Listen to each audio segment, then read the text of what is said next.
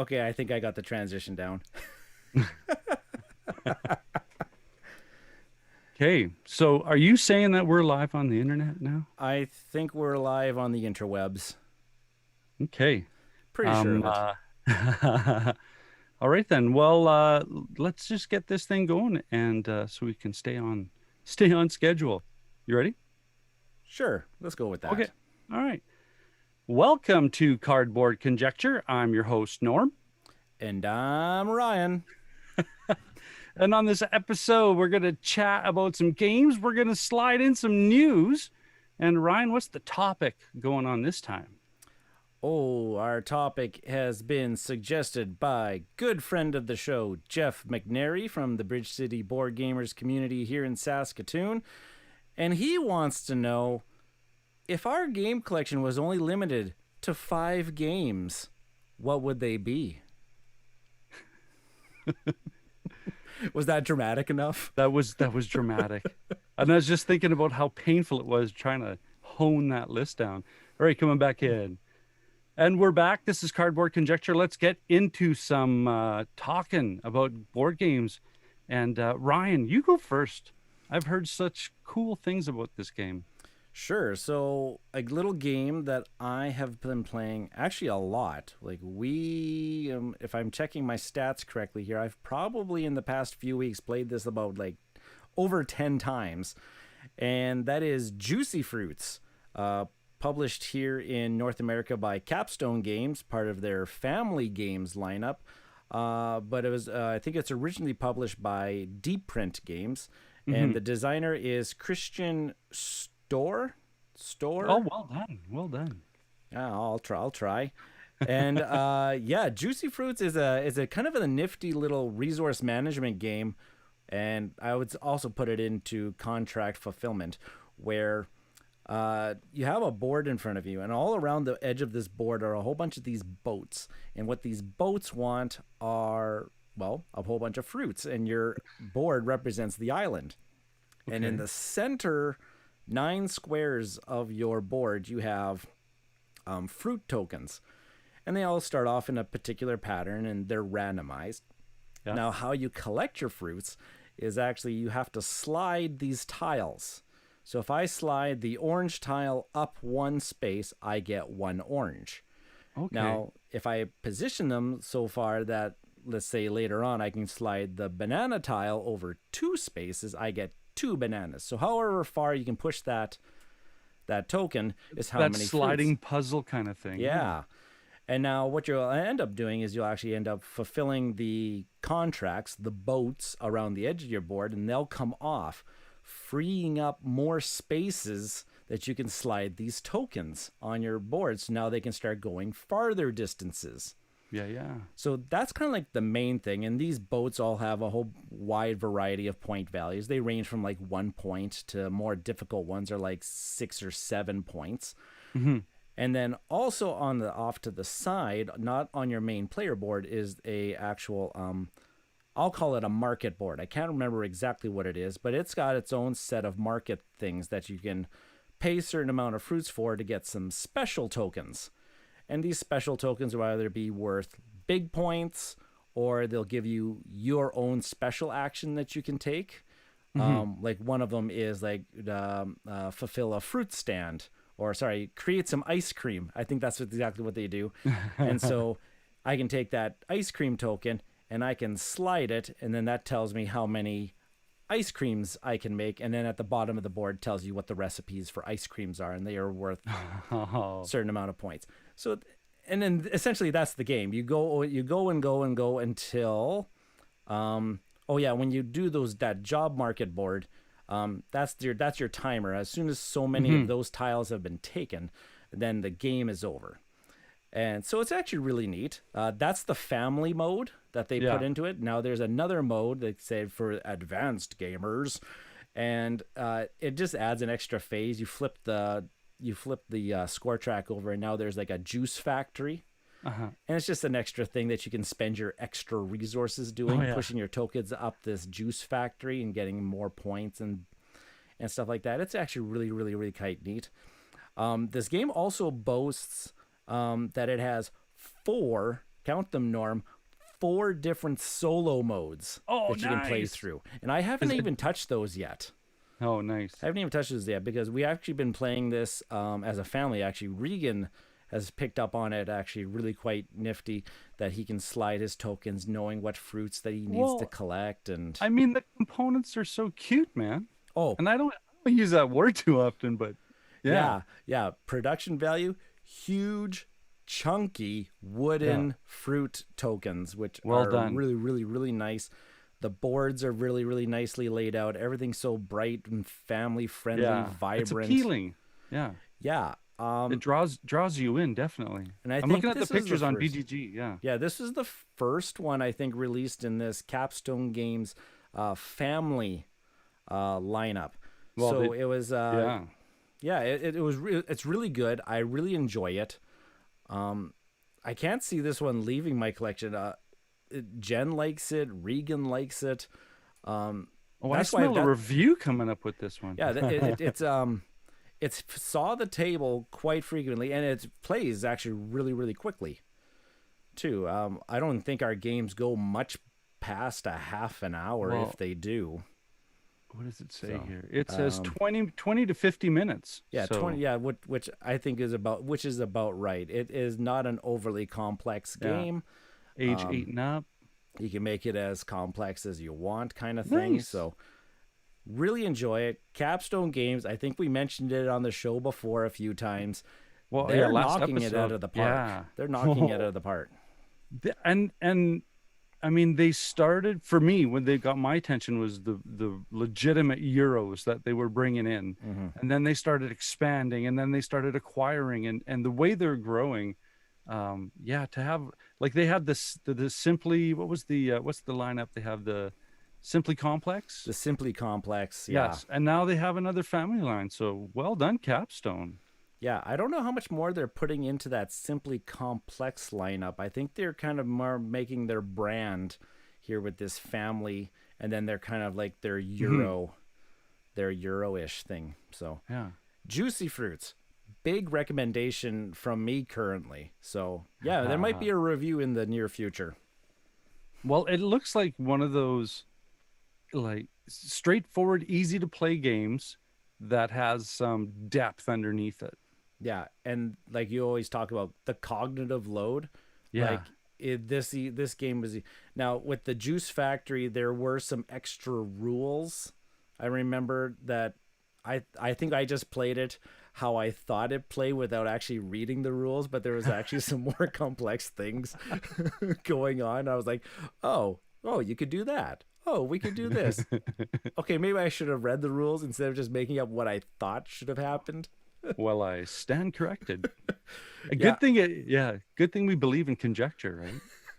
Right? Or it's just like, I've played so many games, I was like, this is exactly how this is supposed to go. Right? I got this. It's actually meatier to with the Juice Factory piece when you have it. So okay, I'm just looking at the one that I'm going to talk about, and according to PGG, your weight factor is 2.05. Mm-hmm. The one I'm talking about, the weight factor is 3.59. That's the sweet. I love games around that 3.5 to 4. That's my sweet spot of games. And I started, you know what? Here's the pun. I dove into Underwater Cities. Oh, yeah, dad joke. Wah, wah, wah, wah, wah, wah, wah, wah. And of course, one of the reasons why is it's a solo, has a solo mode, and has a pretty cool solo mode to it too. Very kind of, it reminded me of Viticulture, where it's like a worker placement where you block stuff, right? So that's the solo thing. But it's Vladimir Suchi. I'm going to mispronounce the last name, but Vladimir Suchi or Suki? Suchi. I only know that because Eric Summer did an interview, and that's how it stood out for me from then on. Delicious Games, which is his publishing studio, because he used to work for Czech Games, I believe, because Shipyard is my first introduction to him. And I think Pulsar is another one of his. Yeah, Pulsar 2849 is another Valimir. So Underwater Cities, the gist on it is it's a worker placement engine building, card tableau, kind of designing, resource management, depending on your engine. And what you're trying to do is you're trying to build an underwater city. And in good Euro fashion, you're trying to, with your cards in your tableau and your assistants, you're trying to generate as many I think it's points. I'm playing the solo mode where everything comes down to points, but like a good Euro, it's points versus points. You can call them victory points, you can call them whatever. Um, but what's really cool about this game is there's 3 zones of of where you're going to place your workers, which are submarine tiles. I'm going to have to like get somebody to 3D print me some cool components for this. But you have the red zone, no, the green zone, the red zone, and the yellow zone, and they coordinate with the cards because the cards are grouped up in the same format, that there's a red cards, green cards, and yellow cards. And if you put your tank, and so you put your worker or your tank down, and you have to play a card from your hand. You have the same amount of tanks, same amount of subs as you have cards. So you're trying to synergistically play down the same color of card to the same zone you're playing, so that you can trigger the card action or power and optimize your turn. And like I said, all in on your player board, you have these 4 corners. You start out in one corner, and opposite corner to you is your end of game bonus. If you can get to that city and unlock that, mucho points. And then the adjacent left and right cities will have bonuses that you get when you immediately make connection, and sometimes resource bonuses, depending on what you get. But yeah, so you play 3 phases but there's 2 phases of scoring. One is kind of mid, like you play 4 rounds and then you score, and then you play another 3, and then you score, and then you play another 3, and you're in the end. Yeah, I played, oh man, in the last few days, I think I played 6 solo games. Whoa. And well, because was 30 minutes, right? 40 minutes. Wow. Solo. I didn't actually realize the solo play was actually that quick. Yeah, well, how the solo works, it's pretty cool. Is that you take an opponent's subs, and you put it in the first slot on all the colors, right? Then you finish your turn, then you advance them 1. Now, here's the cool thing with the solo part.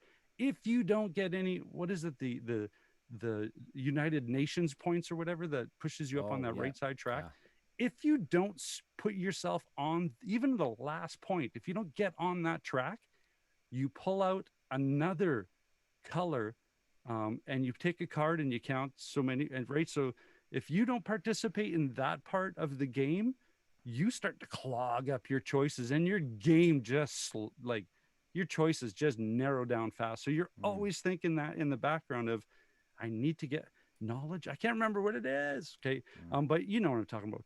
Yeah, if you can't get that, then you're going to start clogging it up. So usually closer to the last few rounds, when you're only after certain resources to get your engine going, you might not mind having another player on the board blocking. So yeah, cool. Yeah, it can cascade fast though. There's games where, man, before I even got in my second scoring, everything was just leaking, the subs got rivets popping up, blah, blah, blah, blah, blah, blah, blah. Oh yeah, cool.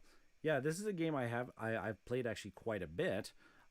Never the solo mode, so maybe I might just have to just try it one.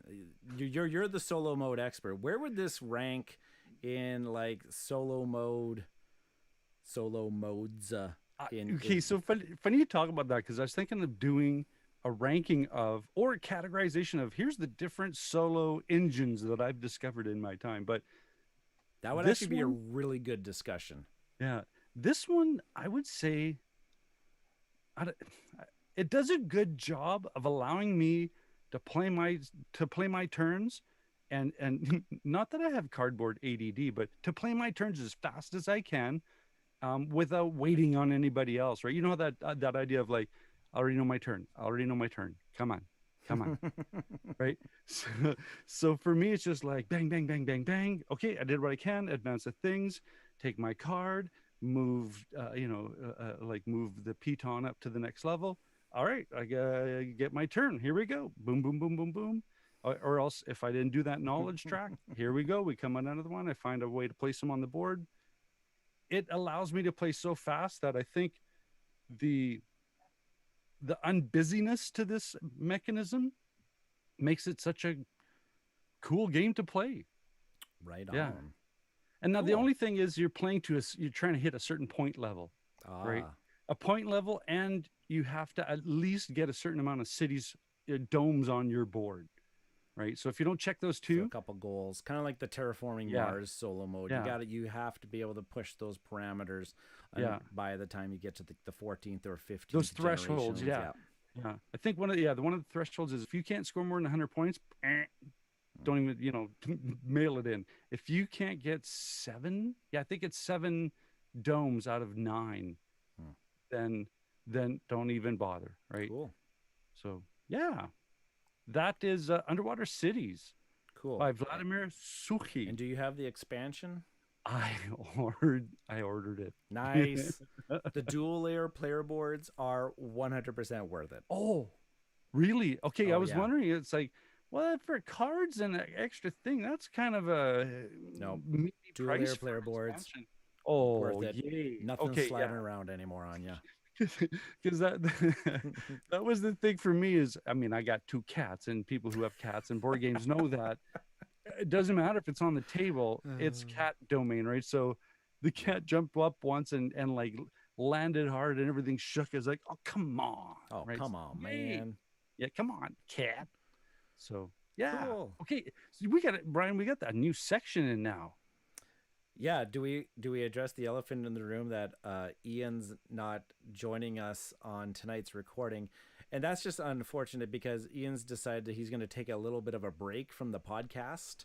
Oh, Recently from the board gaming side, because from the board he's game. got a big passion in film and cinema, Yeah, and he's has got a fantastic movie podcast that he's yeah. doing with a couple guys, which are So I can't remember now exactly what it's called. I've listened to we'll it a put few we'll times. put a link up in the notes, yeah, when I put the Yeah, podcast. so he's up. got that, and plus the yeah. school year's coming on. He's always very, very busy in the school year. So we will see Ian in the future again. He's just not going to be a regular. So we thought we'd fill his spot currently with some news. Oh, I got to program like a soundboard. Get that in here, Yeah, because we can't get any geekier than a board game podcast. right? Okay. So the first bit of news is what I think that a lot of people from the Saskatoon area is going to be really, really itching to hear about, is that our Facebook community page, which is because we have to be confusing. We have the Bridge City Board Gamers page, which is the actual media The stuff. community, yeah. No, I am talking about like our other, like our page that Oh, does all okay. our media stuff, and then we have our community, which Yeah. is where everybody can post garage sale items, gaming recommendations, and stuff like that. So our community page hit 400 members, which is, I think, fantastic. I thought it was just going to be me and my friends for a while there. So there was like 20 of us for like the longest time, and then just it kind of started snowballing over the past little while. Yeah. So I thought I would just do a giveaway for Well, you said that, and I thought it was a great idea. yeah. So So I said, okay, $20 for Dragon's Den games and $20 for Amazing Stories, because 20 times 20 is 400. That's where my reasoning was. yeah. So, and then Pull also back a math guy. I've got like a stack of little games here that have been donated to us to give away as prizes. So I'll give the lucky winner a choice of whatever games are in that pile, because that pile just needs actually just to go, because it's taking up room. There's some good titles in there, so I hope they enjoy it. So Norm, this is what I need you to do. Okay. I need you to pick a number Yeah. between 1 and 43. There were 43 people that commented on the Facebook post that got you entered into the contest. Let's go with 17. 17. So 1, 2, 3, 4, 5, 6, 7, 8, 10, I 11, feel like 12, counting. 13, 14, 15, 16, 17 is Marion Clark. Congratulations, Marion. I hope you listen to the show. If not, I will reach out to you through the Facebook community page and let you know that you've won. Now, what did Marion write here? Why did she? So they had the comment about what they liked about the group. That's right. And Marion says, I like hearing what zany new game everyone's trying to get their hands on, which we kind of do. We always pump up the hotness. There's a lot of people that are the cult of the new. A lot of junkies. Yeah. me. So Yeah. cool. So now I had to heart. I put the little heart icon on everybody's comment because it just made me realize how awesome this group is. Oh yeah. That we have. Like, there's so many people. There's like, they're really into, like, they love it that there's a local source of gaming information. There's people that they can relate to. People. Well, lately I've seen people reaching out saying, "Hey, I'm new to the area, and I was wondering what's going on," and immediate response. So yeah. A couple people say they love the memes that I post about acquiring too many games and such like that. So yeah, I don't know. It brought a tear to my eye that we actually have 400 members. Actually, as of today, we're at 403 members. So well done, folks. And Yay. Marion, I'm going to reach out to you very, very shortly.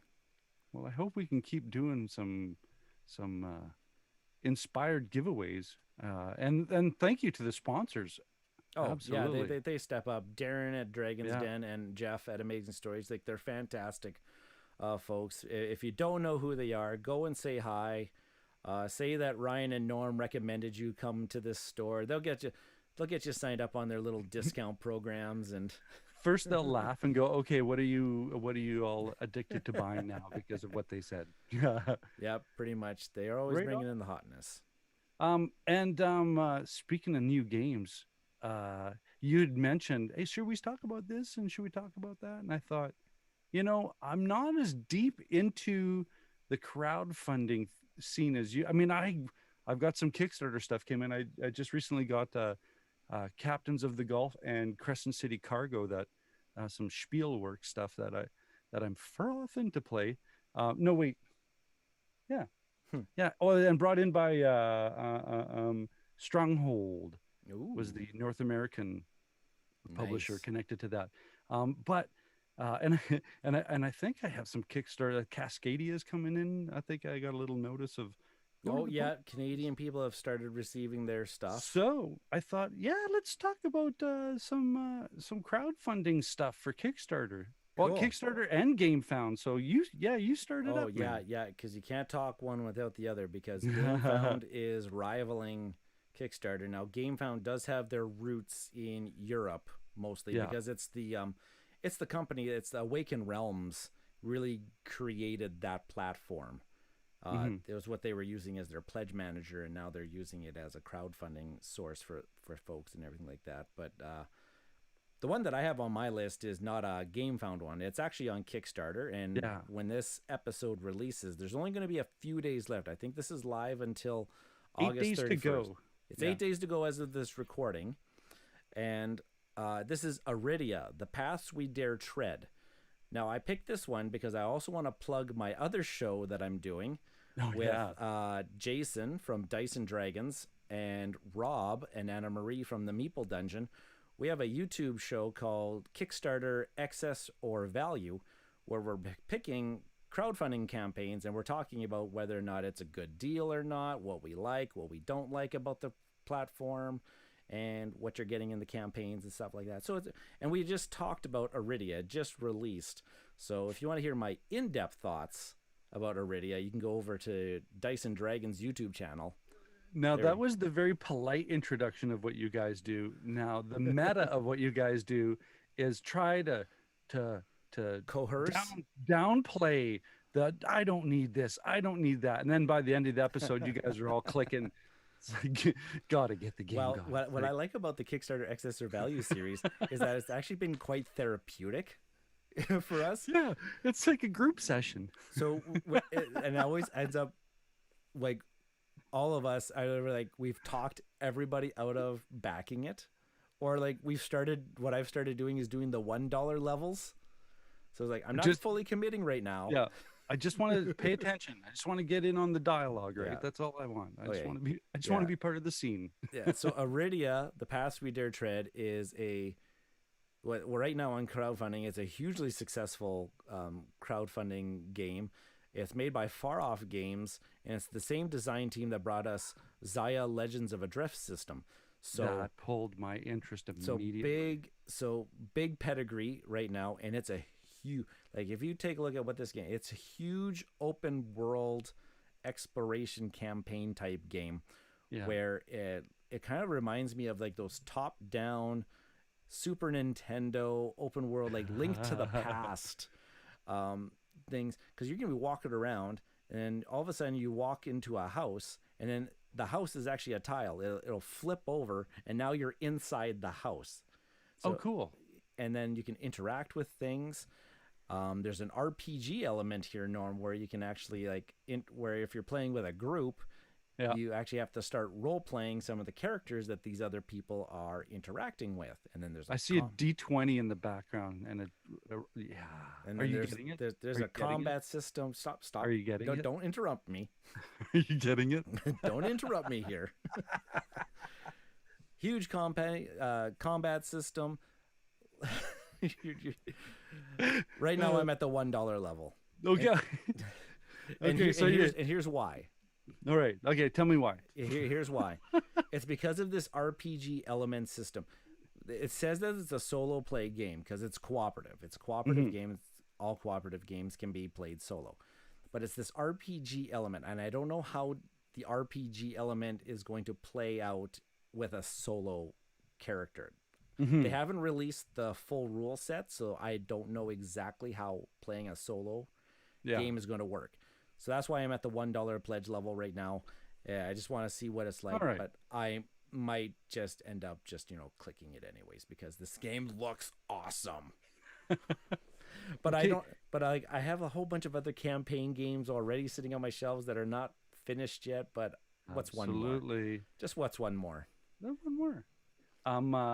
Not to push this segment too long because we have a 5-game collection segment to talk about, but I put 2 on here just because I thought this is cool. And the first one on GameFound, and the first one is I can't even say the title without cracking up. Masters of the Universe, Fields of Eternia. Yeah, we're talking He-Man.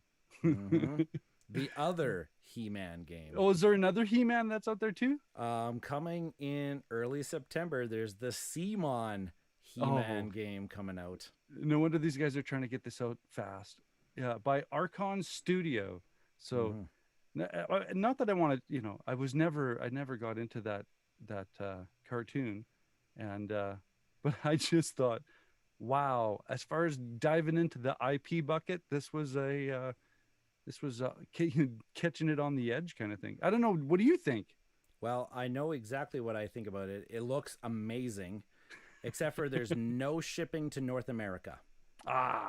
Absolutely zero, unless if you find one of those shipping companies that will pick up your order and ship it to North America for you. There's no way to get that game actually in North America. Okay. So that was when I saw that, I had to cancel it because I had to cancel all my thoughts because there's no way. Well, and that's probably because, like you said, this GameFound's a Europe-based app, I guess. So, or community. The other one I want to, and again, this one I don't follow the IP at all. It's The Witcher Old World, and what caught my eye immediately were the minis.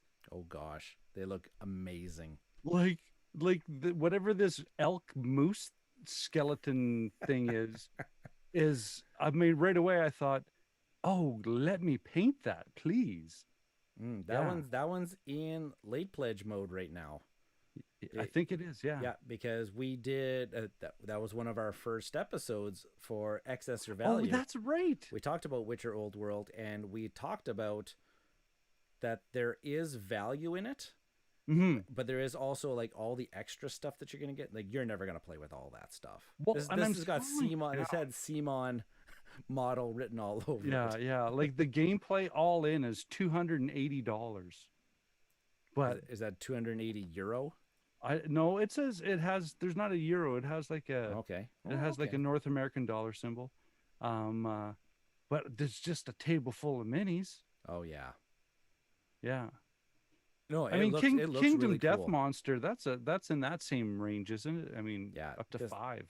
Oh yeah, don't get me wrong. Witcher Old World actually does look really, really good. It Cool. just wasn't a game for me, but Yeah. that one made a schwack load of money during So the this campaign.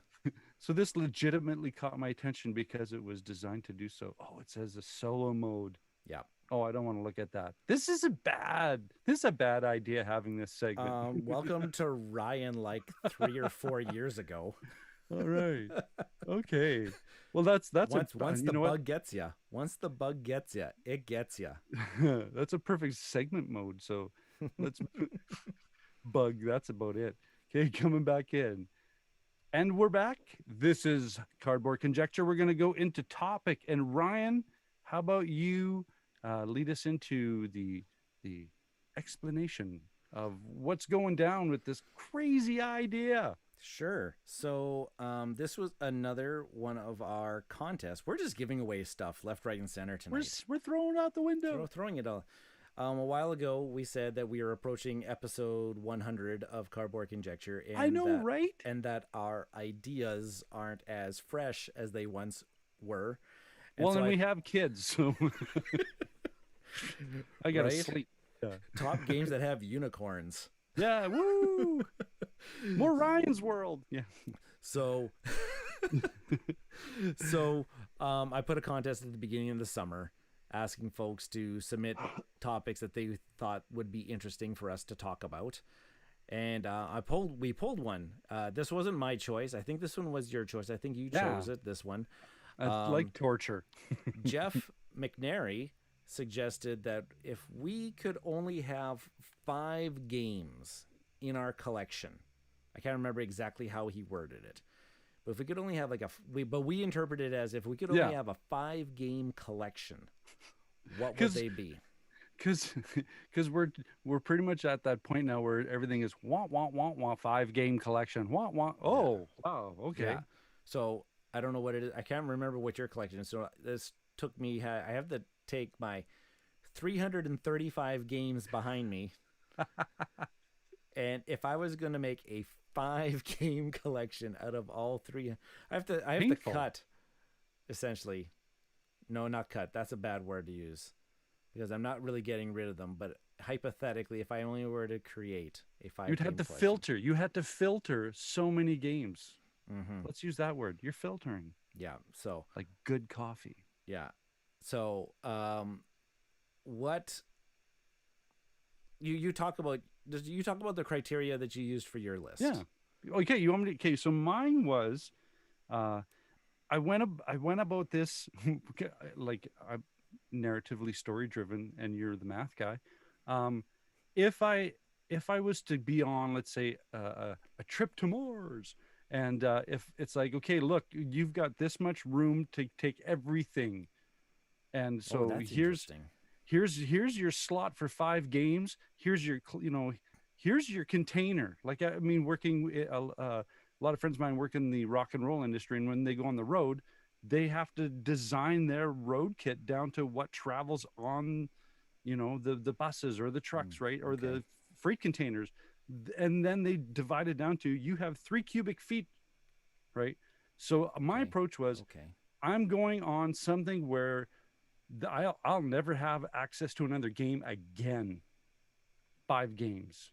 What's going to be able to keep my brain active for that theoretical? And for me, this was complete, thought exercise. But that whole idea of, now for me it was, before you get into that too. Did you ever give any thought about, like, I need to have a game for certain situations. Well, I was just going to say, Okay. I broke it Sorry. down to I need a dexterity game. I need a good abstract puzzle game. Okay. I need a good interaction game. And I need a good pure, like the purest Euro kind of thing. Okay. Right. Right. I would like, if I'm gonna have scotch, I'm going to have a teenaged single malt something that has, like I'm going to have the refined, Okay. right? So that was my approach to it, was uh, that idea of no coming back. This is what I have, and and fitting the categories, right? Because I don't want, Okay. 5 dexterity games. Okay. Okay. And you? So okay. So I like that you posted it on Twitter too. You Yeah, I posted it out know. there, and it was really interesting reading people's thoughts and everything like We'll that. get to those too if we Yeah, have time. yeah, and so mine went with. So I started framing it around. Okay, 5 game collection.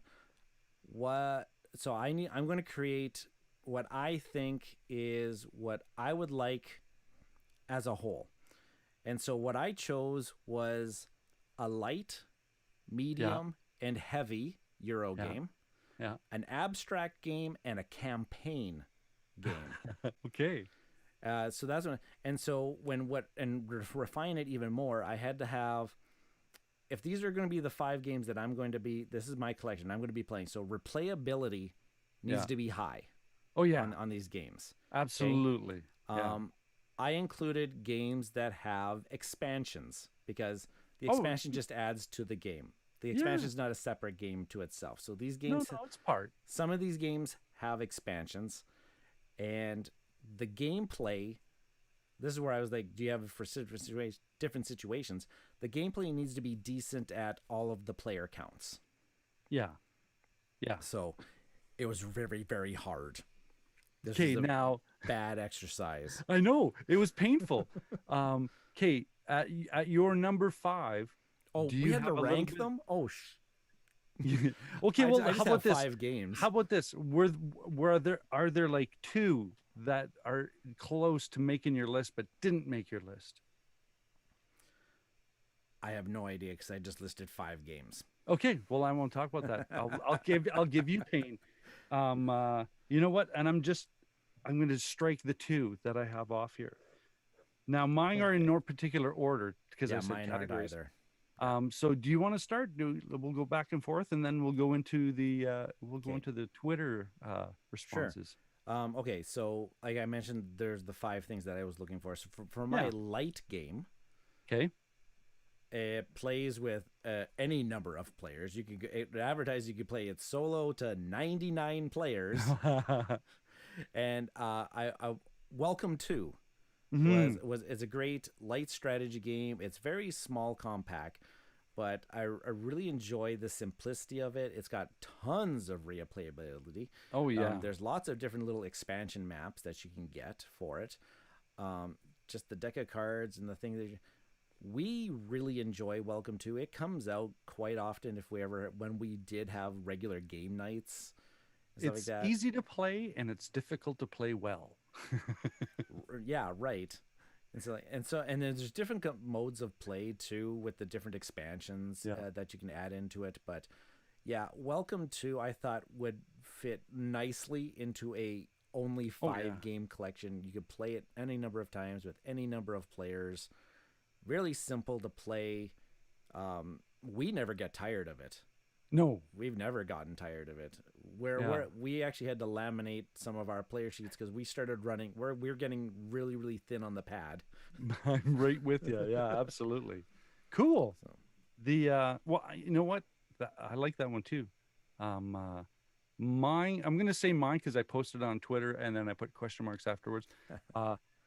Just because this dexterity, the greatest dexterity game of them all is Crokinole. mm, And if anybody knows me or has listened to anything I talked about connected to this, there's a connection. There's a nostalgic, there's a generational, there's a bind to this game. And I think what I like most about well, you talk about replayability. I don't think I've ever played the same game of Crokinole twice. You know what I mean? I don't think you can. Yeah, exactly right. And it's one of those. It's a sandbox game because you could throw the rules away and just start doing trick shots, or you can. Oh, it's the game that's made for ultimate house rules.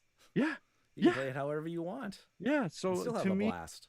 to me, the dynamic range of applicability that this game has, right? Um, just as long as you respect the one cheek rule, I got no problems. So yeah, that's mine. Crokinole. What do you got? Okay, so now I'm going to move up into my medium category. And this one was really hard. I had 2 games at it that were going back and forth for the medium category. And I'm ultimately settled on one of my top games of all time, which was Five Tribes. Mm-hmm. So Five Tribes would definitely be in my 5-game collection. It's one of our games that we've played the most in our gaming career with me and my wife. Has an awesome, I arguably one of the best 2-player variants in any of these medium strategy games. It's got one of the best. It plays great at 3 players. It plays awesome at 4 players. It plays at all of those player counts, and you are never going to play the same game of Five Tribes twice, just the way how the randomness of how the board sets up. The layers of randomness, not just single randomness. Yeah, just like comes out from the location tile order to what color of meeples are placed out. Like, my wife has her general strategy of what she likes to do in Five Tribes, but she can't do it if the board is not set up to do it properly. The planets aren't like that. And I'm the same way. Like, if we play with the Artisans expansion, I'm all about grabbing the purple meeples. I want to see what those bonus tiles do. But sometimes when we play with that expansion, it's not optimal to go for those purple guys. I might have to go with some get the visors or something like that better or something like that. It's a false objective. Yeah. So, and yes, tons of replayability. Can play it with pretty much. It is kind of got a little bit more meat on the bones. Yeah. But you can definitely play it with almost any type of group.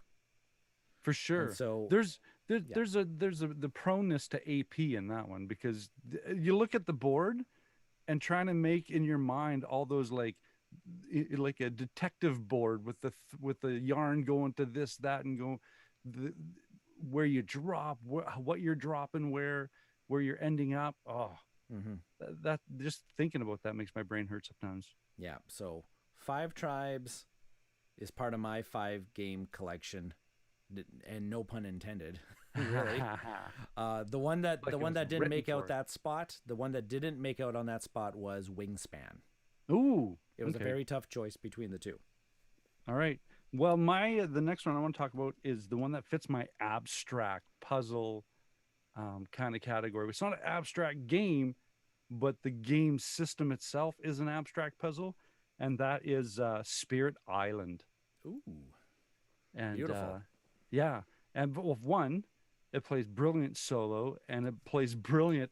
I mean, I have not played, multiple players because of isolation and everything, but I've heard everybody who's talked about it has their preference. Some people like solo, some people like 2-player. I've heard people play 4-player, and it's a longer game, but they absolutely have it. And that's the brilliant thing about the game is it scales so well. And speaking of expansions, there's just so much to just explore, and the combinations and synergies and what works well with the other. Yeah, that's mine. And I mean, the way everything is delivered in the game, as far as the sequence goes, there's so much that happens in moving parts, and cool. I know you have this game. I do. It's just kind of just whoops, go the other way. It's just over my shoulder, beside my shoulder here. Yeah, I haven't played it too much recently. I played it quite a bit when I first got it. I really enjoy it. It's really fantastic. What they managed to do with that game is quite phenomenal. Really, they really essentially eliminated the alpha gamer in the cooperative game. because there is so much going on, and you have to think about what you are doing on your turn, let alone what other people are doing. Yeah. You can give general hints of what we should try to do, but and the closest you have to being concerned about somebody else is if when you come into proximity. Yeah. Okay. So yeah, Spirit Island. What do you got next? Okay, so for my heavy Euro game, I've got so many heavy Euro games.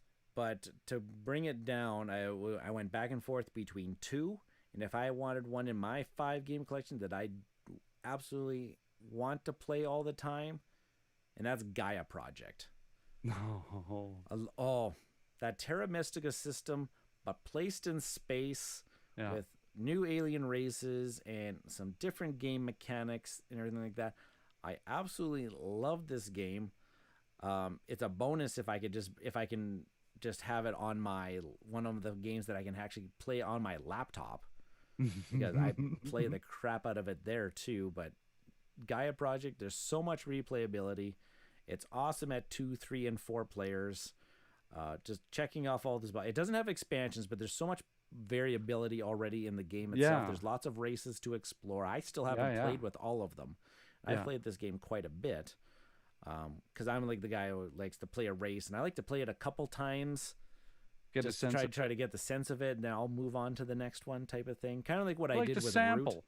Root. Like what I did, I did it with Root, type of thing. So, Gaia Project is definitely one, and then the one that it was competing with, that I eventually said, A Feast for Odin was my other one, but Gaia Project definitely beats out Feast for Odin. Right on. Well, my third one is I wanted to have a game that was all about back and forth, right? Not necessarily beating each other up, but it was a head-to-head match. And it is by far my favorite cat and mouse game, and that's Star Wars Rebellion. Ooh. Everybody says it's Star Wars in a box, and they're right. This is this is one of those games that anybody can say, hey, you want to play Star Wars Rebellion? And I could be in the middle of something important, and I'm going to be like, give me a second. Let me wrap this up.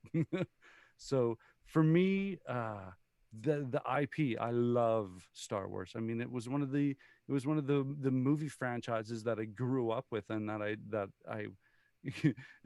in the cult of Apple, and I'm in the cult of Star Wars. So the variability, the different ways you can play this game, the different ways things come out, it is by far the most fun push-pull cat and mouse resource generation, trips down.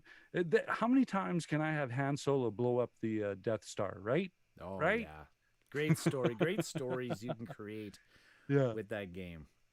So Star Wars Rebellion, that's my number 3. Doesn't bother you that in this fight, but that's a 2-player only type of game, and it's made your in this 5-game hypothetical. Doesn't bother me. Doesn't bother you at all. No, because you know what? We can take turns. Go get something to eat, and then you can play the winner. There you go. Perfect. Cool. Okay. So what's your number 4? Okay, my next one is going to fill in that abstract, because we love our abstract games in the Rao household here. And out of all of them, I found that Sagrada was the one that I wanted to put into this one. It's got such a high replayability with it. It plays amazing at all of the player counts. It doesn't overstay its welcome. It's so puzzly. I always called it Sudoku with dice. Type of thing.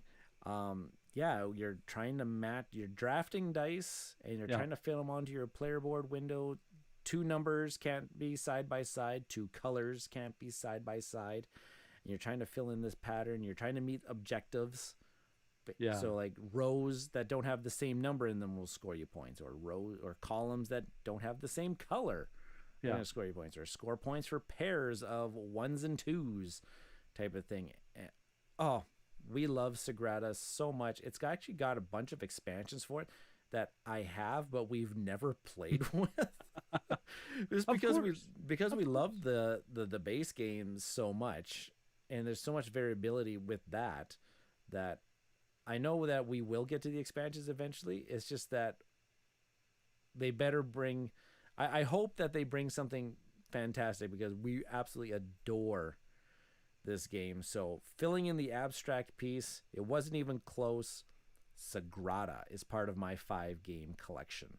Cool. Well, my fourth one is in the category of the purest of Euros, and I know and it is. and it's also in the next episode of the ugliest box cover, and that's Hansa Teutonica. I don't know if we've mentioned this game on the show I don't before. think I don't think I've ever talked about this before. Um, Networking, the Euro, it's the ugliest looking, the blandest. It's the everything's a taupe and tan color, but it is cubes, it is networking, it is action points, it is glorious Euro to the core. There is no randomness, there is no flukes, there is no chance. Everything comes down to how well you play the game, and not just play the game, but how well you I always call it the Bruce Lee, how you bend like a reed in the wind. Mm-hmm. Because if everybody's going after something, then something else is open. There's something else available to you. So there's no, everybody's going to get more action. Well, then go explore another part of the board, or go, there's just so much for this game to offer. And I think there's a big box that just got released.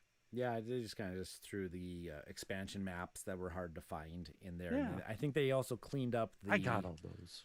Yeah, I think they cleaned up the 2-player rules as well. Oh, the rule book is atrocious.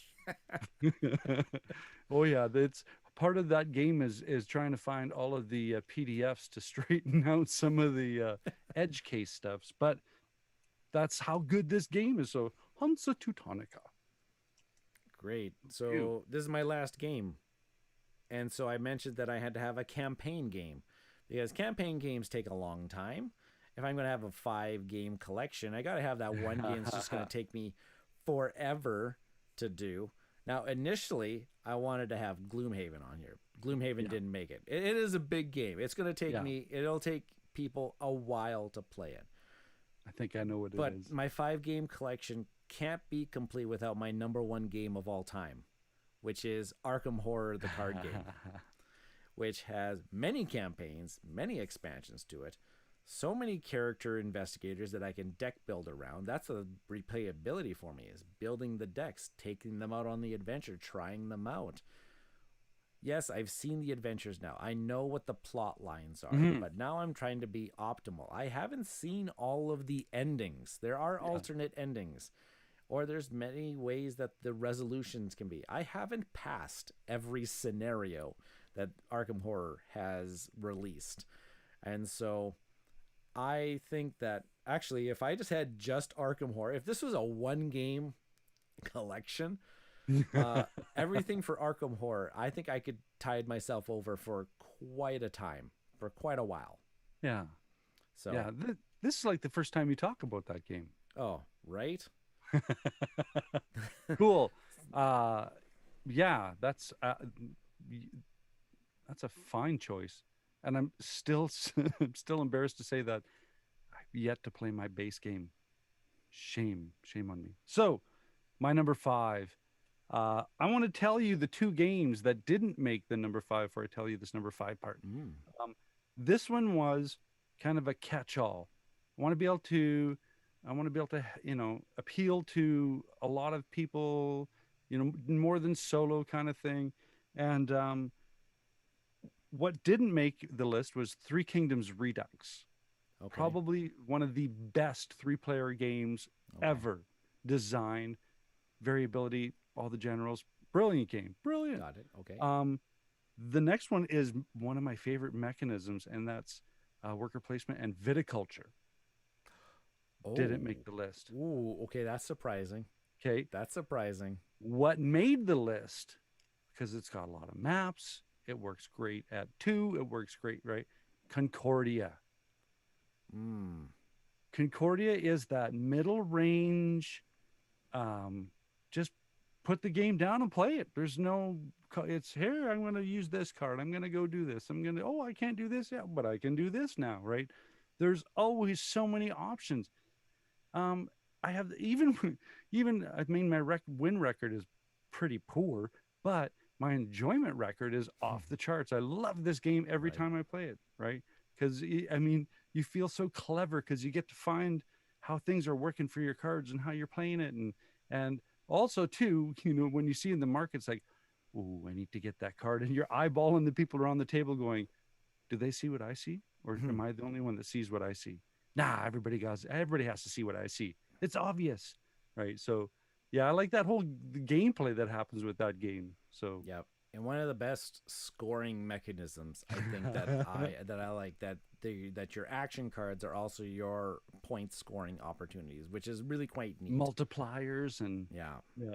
And it's one of those games where you just don't know till the end if you've really won yet, because it's just kind of, did I get the cards? Did they get the more multipliers? Oh, I needed one more building, one more province. Yeah. Cool. So, yay. Well, so let's take a... Yeah, so let's recap. Yeah. For Jeff, because I think he's our only listener at this moment in time. So our 5-game collection, what we wanted. So I went with 5 Tribes, Welcome to, Sagrada, Gaia Project, and Arkham Horror, the card game. Cool. Mine was Crokinole, Spirit Island, Star Wars Rebellion, Hansa Teutonica, and Concordia. Now, can I add in here that I actually made a second list? Oh no, of course you did. So I made the one for the podcast, like the one that I was like, okay, I'm gonna really critically analyze things. Now, the one that I would actually go with, the 5 games that personally, out of all of these things, if the ones that were gonna stay that I would play forever, Arkham Horror the card game, Marvel Champions the card game, Ashes Reborn, Twilight Imperium 4th edition, and Star Wars Imperial Assault. Those ones, like 4 out of the 5 are Fantasy Flight games. And then 3 of them are card games. You like your card games. I was actually reflecting. That's your junkie. Yeah, I was reflecting for a while that I said, actually, those 3 card games, Arkham Horror, Marvel Champions, and Ashes Reborn, if those were the 3 games that I just played for the rest of my life, I think I would be happy. So that sometimes I like to call that's my selfish list. Oh, It was just about me and not thinking about everybody. Just Twilight Imperium, you just set it up for days and just take your turns. Seeing Gaia, to me, Gaia Project's kind of a Euro version of that-ish. Without having, and then Star Wars Imperial Assault has multiple, like it has the skirmish mode and it has the campaign stuff too. And speaking of, you just triggered my brain. I put together a quick list here of the Twitter responses, and I believe that where are we here? Dice and Dragons put down Madara Descent 2nd edition full collection, Imperial Assault full collection, Thunderstone Quest, and Cthulhu Death May Die. Nice. So, that's a huge, there's so much game in all of those games. Yeah. That's amazing. And I have to mention this one because there's some agreement here. Jordan Spike's Snowdonia Deluxe Master Set. Yeah, that's a great one. Argent the Consortium. I've always wanted to play that one. Hansa Teutonica. Yay. Ooh. Chaos in the Old World and 1862. Ooh, an 18XX game. Yeah. Yeah. Of Dice and Men. I'm assuming this is Chad. He said tough one, but Battlestar Galactica, 7th Continent, Kingdom Death Monster, Gloomhaven, and Eldritch Horror. Maybe. Depends if I can keep my expansions. Yes, Chad, you can keep your expansions. Of course you can. Right on. This one made me laugh. This Friday Night Games, Root plus 4 expansions. Just Root. all day, every day. Yeah. What was it here? Definitely a board game podcast said Agricola, Snowdonia, DC deck building, Clinic, and Nice. Ticket to Ride. All games that have lots of expansions and different methods of play. Cool. This is one that a game I want to play, and I think a game that's being held hostage from you. Board Game Hot Takes podcast. Anachrony, Dune Imperium, Everdale, Tapestry, Isle of Skye. I'm good, he says. Yeah, I'm good. Anachrony. I love my worker placement, and you keep telling me that this is one of the best. It's so good. It's so good. Right on. Shane, who loves games. Shadows of Brimstone. I've heard great things. Talisman, Dead of Winter, Dark Tower, The Willow board game. I thought that one was interesting. I have to look that one up. It caught me off guard. What? Cool. Board game GK. Ulm. Yeah, we both played Ulm. MeepleCon. Alchemists. Terraforming Mars, Everdale, and the Great Western Trail. Oh, Fister. I would say, like, if Hans is listening, I think he has 5 games would be Terraforming Mars, Terraforming Mars. Yeah, absolutely. I think we covered most of the list here. I think so. Chris of the show. Yes, there we Chris go. Morris.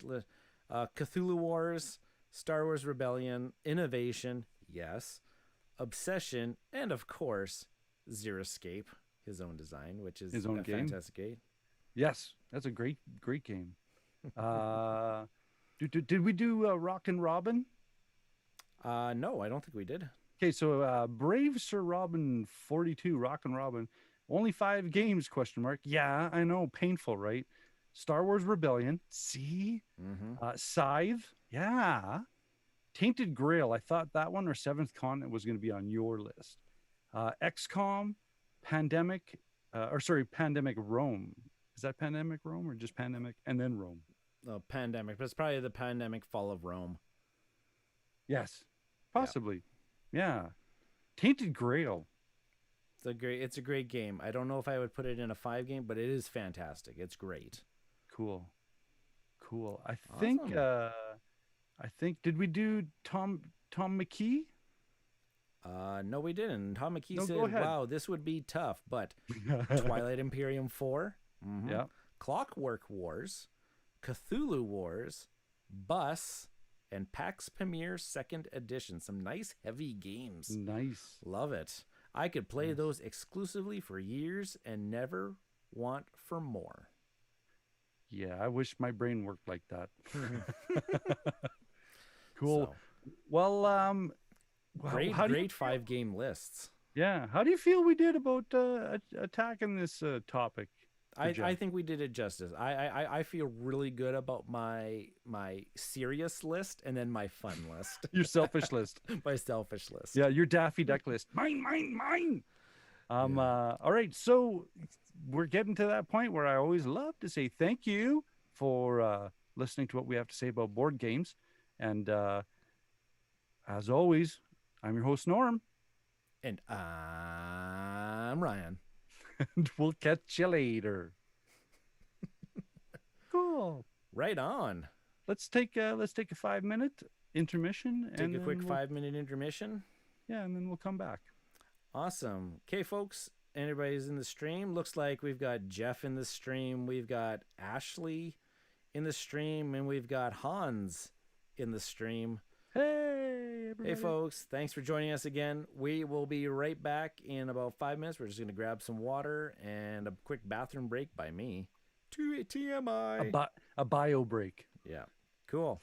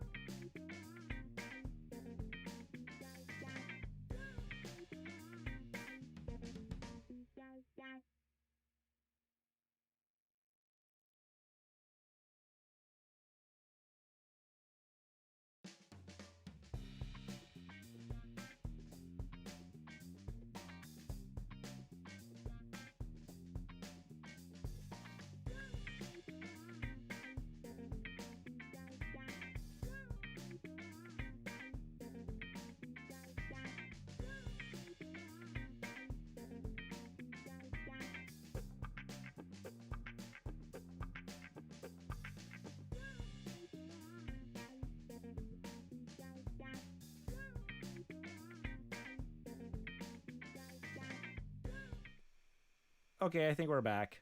All right. I understand we're back. Okay. People will let us know if we're not back, but I feel like I'm back in spirit. Yeah. Yeah. I don't have the show notes open right now. Where are they? There they are. Number 96. Wow. Good old 96. 96. Okay. Oh, we're getting so close to 100. I know. So close. All right. A little sip. Are you ready? I'm trying to whistle. All right. Welcome to Cardboard Conjecture. I'm your host, Norm. And I'm Ryan. And on this episode, no more up talking. We're going to do some thinking, doing, playing board games, and we're going to do some news new to us. Ryan, let's give us some topic, please. I know. I was trying to practice my whistling beforehand. I was trying to do the. See, it didn't even work again. That was much better. That was much better than mine. We're talking about the good, the bad, the ugly of board game box art. Oh, there's a lot to talk about. Talk about more like box farts. All right. No, let's not talk about that. Okay, coming back in. And we're back. This is Cardboard Conjecture. Let's talk board games. I noticed, I'll start off, but I noticed something about both our picks here. I do realize that too. They're both app driven. They're both dungeon diver kind of things. What I'm going to talk about is a wee little game that I picked up called Destinies. And Destinies is designed by Mikhail Golubiowski and Philip Molinsky. I think I got that. Published by Lucky Duck Games, who is, where is it? Chronicles of Crime, with their whole QR code system. This is, without getting too deep into it, this is a dungeon diver. I'm a solo player, so this is a big appeal to me. And it's like a scenario-driven app system.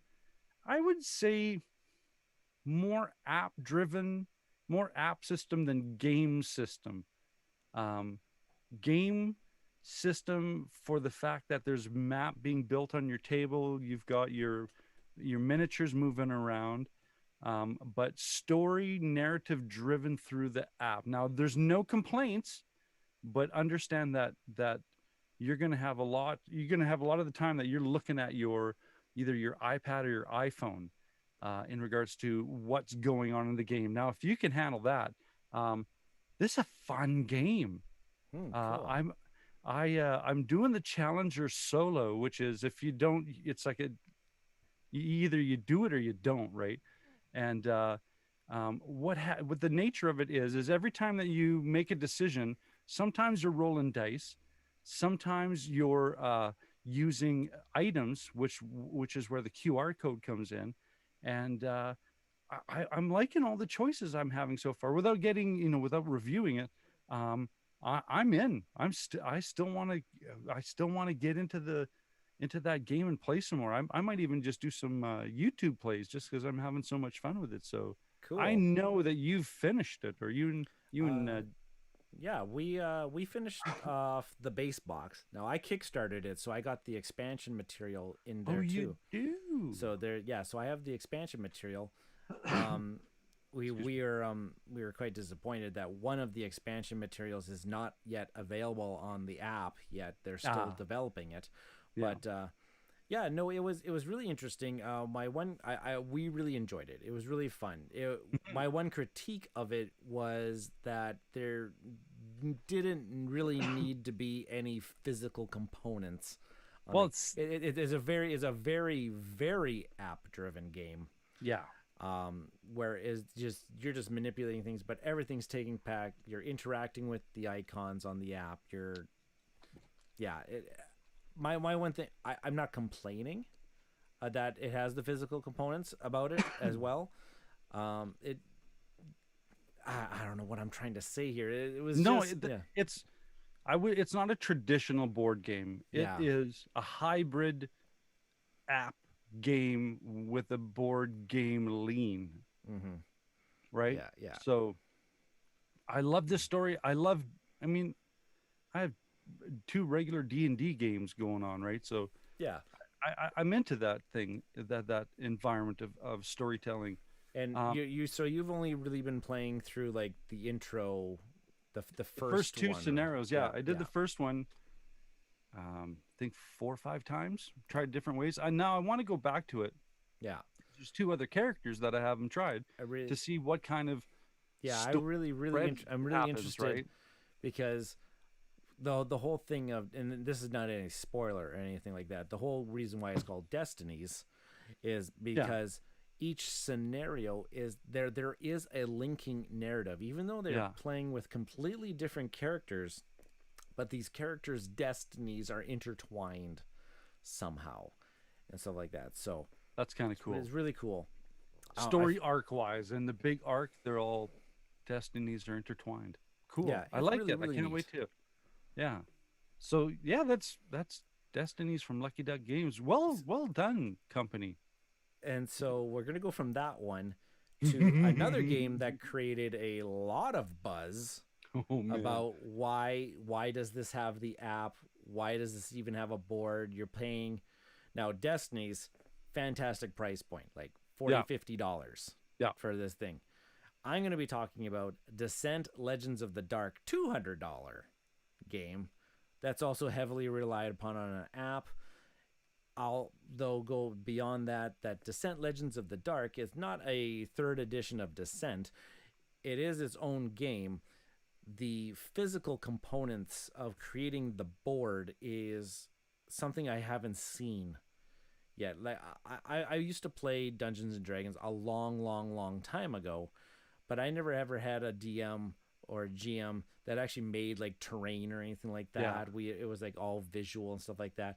This is taking that terrain, so you're laying out the tiles, but this is also creating the 3D. Yeah. So we just finished talking about pictures. we talked about a game. We talked about the topic of immersion and thematics. Mm-hmm. This game immerses you into the world. There you can physically see the trees and the steps and the archways and the fountains and the things. There's tiers of terrain. Yeah. So you're getting that Descent feel, moving your figures, using fatigue. They got a neat little card flipping system of how to clear off your fatigue and using your weapons and trying to choose which abilities to use when. Really quite neat.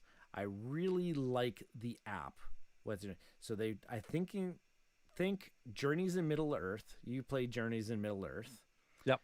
And Journeys in Middle Earth Plus. They've now advanced that system that they created with Journeys in Middle Earth. They created this game with the app in mind and what the app will do. Yeah. And that next level thinking. Yeah. Yeah. Cool. Wow, does it take care of all of the fiddly bookkeeping that say something like Gloomhaven has. Yeah. Something like that. Like I can interact with a tree or something like that and it'll get me a whole bunch of resources. Now I don't have to track what those resources are. The app will say, okay, now you have because after you're done a scenario. So I've played 3 scenarios now. And wow, scenario wise, like we're not talking about like the intro scenario. The very first scenario is not a cakewalk by any stretch. And it's not a short scenario either. It still took me over 2 hours to complete that one scenario just because of all the stuff that I had to do. But then after the fact, when you are now going into town, I'll call it that. Yeah. Because now you can upgrade your stuff. All those resources that you got and all that gold and everything that you have now, you can now buy new equipment. You can make potions. You can do these things. Equip your hero. And I like the fact that it's in the app because after I'm done my scenario, I can kind of go veg out on the couch with my iPad and I can do all that stuff. Like, okay, I'm going to make this hammer. Oh yeah, now I'm going to upgrade this guy's stats and everything. And I can just sit down for about 10, 15 minutes, chill out afterwards because that last scenario was emotionally draining of all that kind of stuff. Yeah. really enjoying what this thing is able to do. What they're able to do with the app and interacting with the components on the table is really quite neat. I don't know if I could see this just being an app-based game. You need to have those physical components in front of you. And committing the dice, like doing the dice rolls, like you're playing these role-playing games. You have to have that. Yeah, and, well, that's what I like about Destinies is you have those 2 dice that you use all the time, and then you have those 3 exhausted dice, the purple dice. Yeah, and there's a lot of push your luck going on. Yeah, and if I had to complain about the app too, because the app does take care of literally everything. Like Too much. It says, like my card says, oh, I can doom a characters, and on the app, it says I click on the enemy, and then I said now the enemy is doomed. I still have absolutely no idea what dooming an enemy does. Strategy wise, it's just that the app does it. And now I can do. I guess it's calculating some extra damage. I guess. Okay, cool. Yeah. But I still actually have no idea what that keyword does. Yeah. What's going on? I don't know. The app will take care of it. Okay. Yeah. Now, here's a really cool thing, because with Descent, or at least in the 2nd edition, there's always some fiddly things. Even in Imperial Assault, there's always some fiddly things with line of sight. Do I have line of sight on something? Do I not have line of sight on something? The app actually has a line of sight tool. So it says, hey, I'm on this square. Yeah. If I click on that square, it shows you what you have line of sight to. Nice. In everything. And I was like, no more ambiguous questions. No more me getting out my ruler and saying, going from this hex to there to that square to that square. Is it passing through? Does this point touch that point? Yeah. Is it passing through? Nope. No, none of that. Click on the line of sight tool. Probably I think that was the best feature of this whole app. And I'm just playing it solo. And I have to always make sure that my kitchen table is cleared off, because the maps that it creates are huge. Yeah. I took one picture of the intro scenario to send to you guys, and it spanned my entire kitchen table. Like, if I didn't play it on there, I have no idea. I would have to just chunk it off. Like, am I going to go back to this part of the map? Nope. Okay, just clear that stuff away and shift everything over. Yeah, cool. Yeah. Descent, Sounds Legends of the Dark. Fun. Yeah, it was really, really good. I used my store credit in order to get this one for us, and it was really good. It's really good. I recommend it. If you're not into app-based games, neither of these games we talked about you're going to enjoy. But I really like it. Play Mage Knight then. Or Gloomhaven. Yeah. Cool. Okay, you hear what I hear? You hear? It's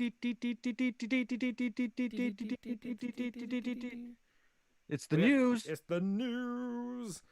And I got a couple quick hitters. Some things that are on the BGG hotness. Actually, as of today, this one's number 1 on the BGG hotness. The new Vital Lacerda game with Ian O'Toole artwork, published by Eagle Griffin Games. You know I'm going to get it. It's going to go right next to all these other ones on my screen. Yeah. You know I'm going to get it. Yeah. Because this game is called Weather Machine, which when you got to look at the box cover art. I'm clicking on it right now. Thing looks absolutely gorgeous. I have no idea how this game plays, other than I know that I'm going to have it. It's got a steampunk feel.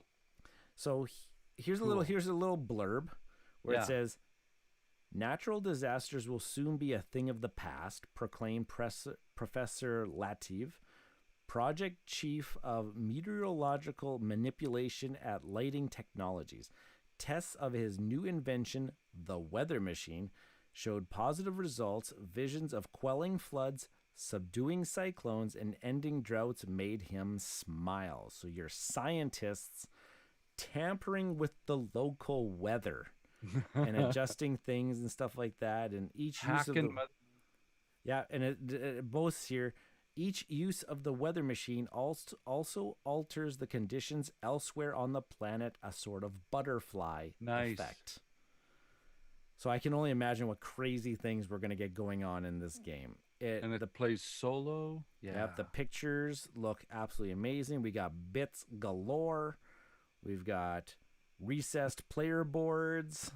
And you know, Vital's not known for making deep games. You just pick a card or play a card and pick up a card. That's all you do. Right? Just Yeah, right. Just move some tokens around. Yeah. This one Yeah. action doesn't have 15 side actions Oh. associated with it. I can't wait. This I thing can't- looks absolutely gorgeous. I can't wait, just because, you know, these other ones just kind of sit on my shelf. So they get a little lonely. Yeah. Well, they're turning into a dynamic duo there with the Lacerda O'Toole combination. Yeah. Pieces of art is what I'm referring to. Yeah. Yeah. So Which kind of- Weather Machine.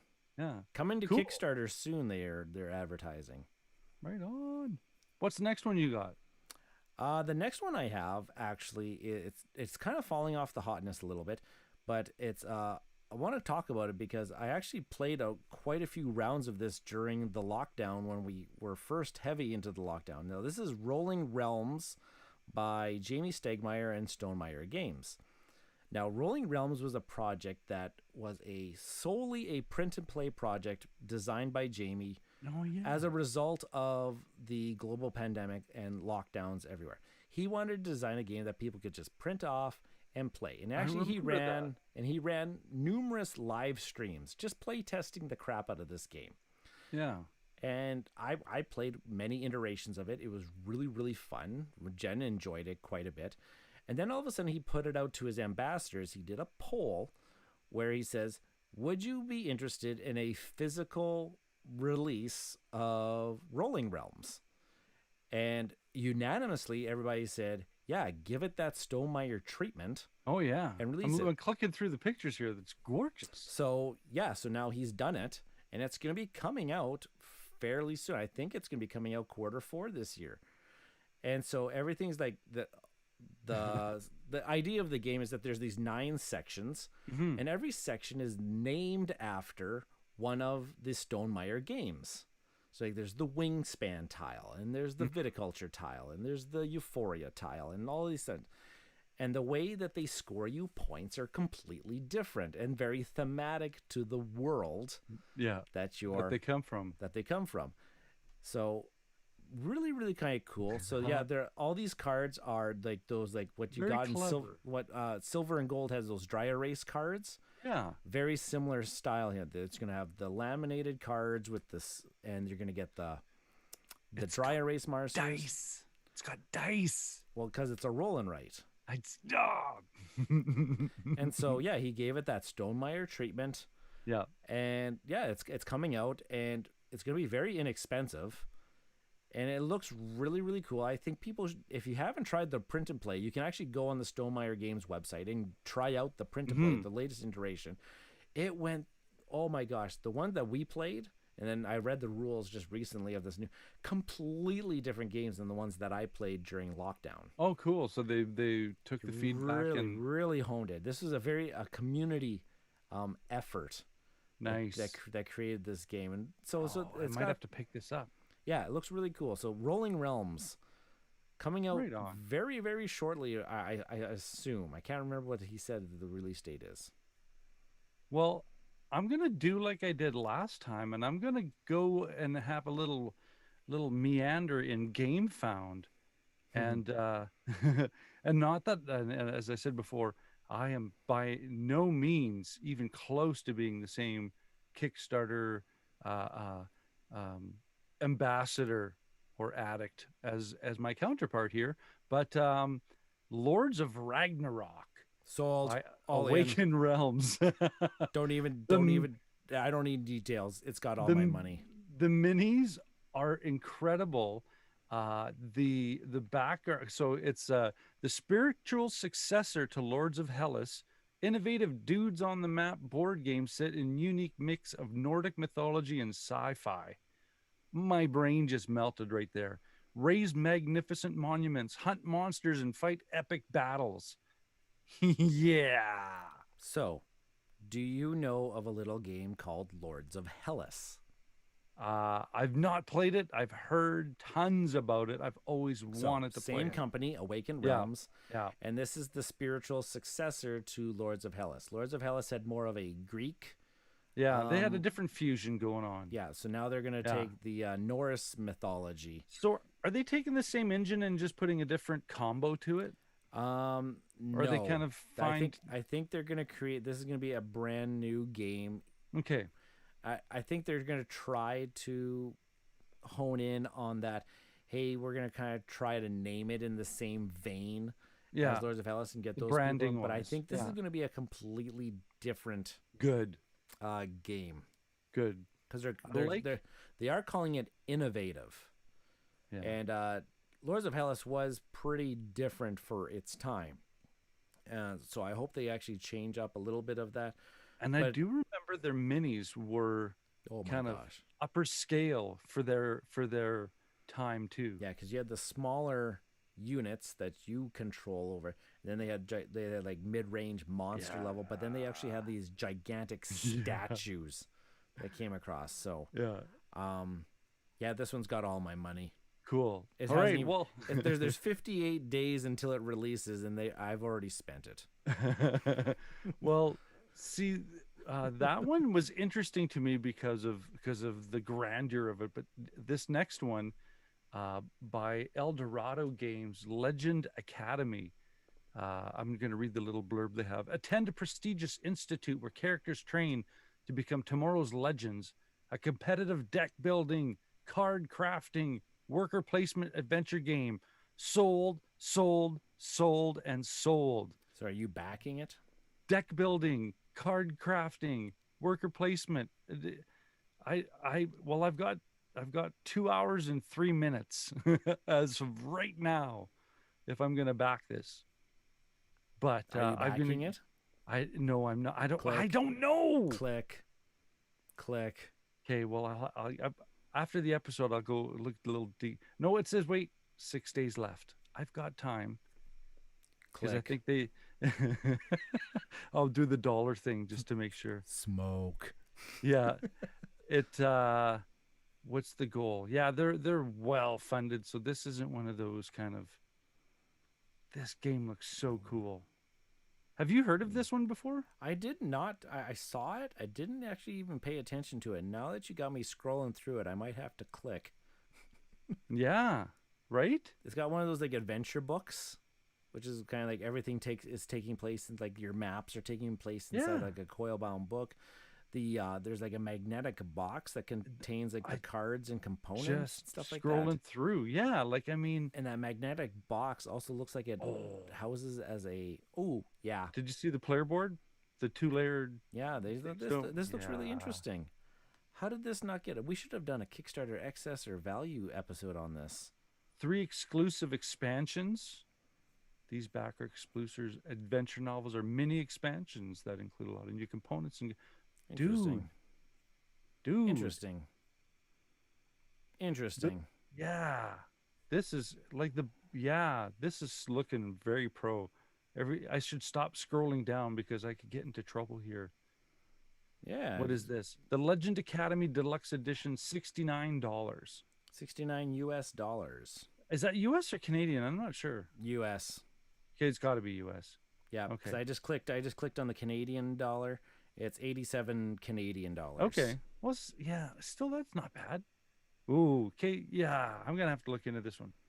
Well, see, you buy it so that I don't have to. And all right then. See, the last episode we started this, I knew this was gonna be a bad idea because not a bad idea. A good idea that could do bad things. You got to do what I did. Like last episode, I talked about crowdfunding. This episode, I did not talk about crowdfunding. You got to pace yourself, Norm. You get in trouble. You gotta pace yourself. This is what I've learned. I'll coach you through this. All right, good. That's a good segue point. Also, click. Yeah, don't. All right, coming back in. And we're back. This is Cardboard Conjecture, and we're going to go into topics. And Ryan, I always pitch it to you because you start talking, and I'll try and do the whistle in the background. You ready? Okay. You introduce the topic. We are going to talk about the good, the bad, the ugly of box art. Oh. Okay. This one was on our little brainstorm list, and This is so a Cardboard Conjecture original thought, one of our last ones that we have. we'll have to have a brainstorm session again. But yeah, this one I kind of threw the parameters of in each category: good, bad, ugly. Come up with at least minimum of three, right? Oh my And God. I, I just basically threw down a whole bunch, and I'm probably gonna pick and choose off my Okay, little list okay. here. But Okay, so I have to put this out there. When I was actually doing this research for this one, or research means me looking at pictures on BGG type yeah, of thing. or BGG lists. Yeah. What did you find yourself focusing trying to find bad and ugly art more than trying to find good? Because there's lots of Oh yeah. beautiful, but I was like, okay, yeah, that one I was- falls into a bad I category. was looking for train wrecks, man. Yeah, where so like I felt like I probably passed by some of the good ones just because I was so focused trying to find bad and ugly. Well, okay, the good thing we're leaving that one to last because I'm pretty sure if we both did research, we're gonna have some crossovers because yeah, there's a game that I've never played before, and I saw the designer and the publisher and went, what? that got through? All right, okay, that must yeah. Okay, so what are we talking about first? Oh, the good. Got to start with the good. The goods? Yeah. The goods. The good. Okay, you start first because if you don't say this one out of the gates, I'm taking it. So you go Okay. ahead. Well, I can see your list, but you can't see my list. No, I can't see which your is list. which is a. So I'm gonna go out in left field here as my first good. When we talked about in a past episode, I don't remember the episode number, but we talked about our favorite board game artists. Mm-hmm. And we talked about it. This guy got brought up, and it's a Kwanchai Moria box cover. Designs very vibrant, beautiful things. Under Falling Skies has a great box cover Yes. to it. You're absolutely right. So when I was actually looking at these, when I was looking at good, I was looking at bright and colorful, vibrant. Is it actually depicting what you're going to be trying to do in the game? Yeah. As well. And so Yeah. Under Falling Skies does that very, very well. It's got kind of like this war room-esque thing. It's got Space Invaders type artwork going on with it. Under Falling Skies has, I think, very, very good box art, and it's got a good shelf presence when your attention is drawn to it. Yeah. It's appealing art. Yeah. Yeah. Absolutely. Yeah. So Under Falling Skies is my first vote into the good. Okay. My first vote is one of your favorite games, but I completely adore the artwork because of its hybrid fusion what if reality scenarios, and that's the Scythe box and the artist Jacob Rosalski, and it's that whole steampunk mech post World War One devastated landscape, bleak. Yeah, it's one of the rare instances where art yeah. inspired the game. And that's probably why it's one of my favorite ones, because it's exactly that, right? You know, this one kind of, the cart came before the horse, right? Yeah. So no, I completely agree with that one. Absolutely beautiful for what it does. Very stunning. Oh yeah. And the cards, like when you get the cards, I don't even read the choices. I just look at the art and go, that is so cool. Yeah. Cool. All right. What's yours in good? Another good. Yeah. And it's it's kind of a smaller box, but it's very, we talked about it. We talk about it quite often. Got great artwork on it. Parks got a very great aesthetic on the box cover to it. If you don't know what Parks is or is doing, drop what you're doing right now. Go and buy it. You're not going to be sorry about it. Parks is a fantastic. This is another game inspired by the National Collection of art that that this team of artists did about all the Yeah. national parks across the U.S. and North America type deal. And so it was another game inspired by the art. There's a kind of a theme emerging here with our games. Yeah. Yeah. Well, and I've got that on my list as well. I'm glad you talked about it. The artwork is fantastic. You're just riveted when I play that game. I'm on every aspect, there's nothing that I want to miss, even on the game board, right? So good pick. My next one, I put a little link so you could see the box cover yourself, is probably this artist's style brings back so much literary nostalgia for me for some reason. I don't know. And that's Museum, and the artist is Vincent Dutrey. And the first of all, like the box itself, the game Museum, like you talked about, that the image choice or like the composition alludes to what you expect in the game, right? And this is exactly what you get. I mean, you're looking down a long hallway through this arched museum corridor, and there are treasures all over the place. It's that 1920s kind of Indiana Jones era. The art style is reminiscent of that age, right? There's a style choice there.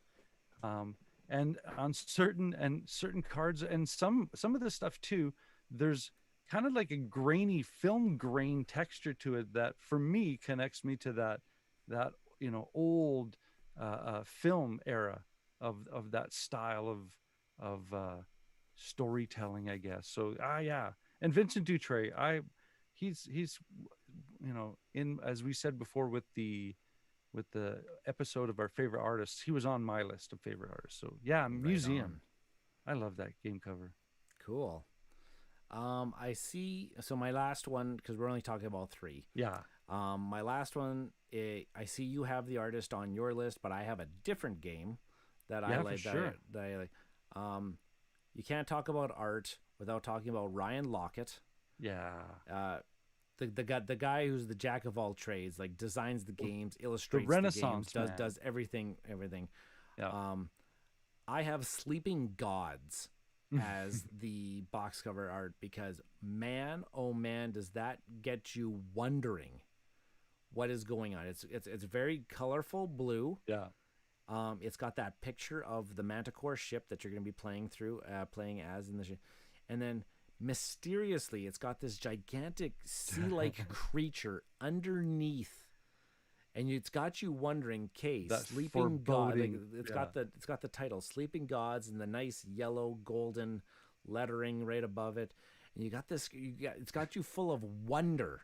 Kaiju. What's underneath there, and what is this game about? And absolutely stunning. It's great. All of his artwork is stunning and great, but I think he really outdid himself with the world of Sleeping Gods, and he really, unfortunately, you can't really see this on the game shelves. It's kind of harder to find right now, but it is one of those games that if it's front facing on a game shelf, it pops. You are going to stop and take a look at that.